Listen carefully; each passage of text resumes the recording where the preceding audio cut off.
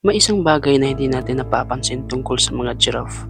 Kapag umuulan, hindi sila tumatakbo para magtago. Hindi sila sumisilong. Hindi sila yumuyuko. Kundi, nakatayo lang sila. Tahimik, diretso ang leeg habang hinaharap ang ulan. Bakit kaya? Una sa lahat, ang tawag sa ganitong behavior ay storm tolerance behavior.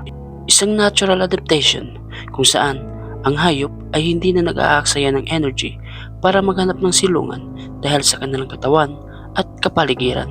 Kaya nila mas dinevelop ang ganitong behavior dahil alam nilang mas ligtas sila once manatili silang nakatayo. Ang mga giraffe ay nakatira sa savanna, isang malawak na damuhan sa Africa na halos walang masisilungan. Wala silang malalaking kuweba o gubat na pwedeng pagtaguan. Kaya sa halip na tumakbo ng walang kasiguraduhan, pinipili nilang manatili kung saan sila naroon.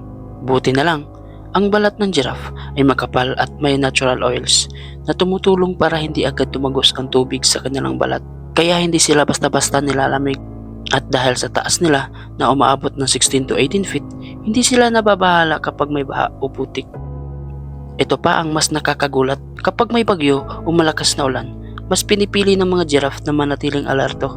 Dahil kapag umuulan, mas mahirap marinig ang galaw ng mga predator tulad ng leon. Kaya sa halip na magtago at mawalan ng visibility, mas pinipili nilang manatiling nakatayo para mas makita nila ang kanilang paligid. Ibig sabihin, hindi sila nagpapabaya, hindi sila natutulala, kundi nagbabantay sila. Minsan sa buhay, may mga ulan din tayong hinaharap. Problema, pagod at pagkawala. Ang natural instinct natin ay tumakbo, magtago, sumuko. Pero ang giraffe, tumatayo lang.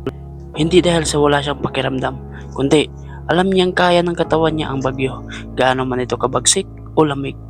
Sabi nga sa Ephesians chapter 6 verse 13, upang kung dumating ang masamang araw, ay makatayo kayo, at matapos magawa ang lahat, ay manatiling nakatayo. Hindi lahat ng bagyo ay kailangan takbuhan. May mga bagyo na kailangang harapin. Kaya kapag may dumating na ulan sa buhay mo, tanungin mo ang sarili mo, tatakas ba ako o tatayo ako?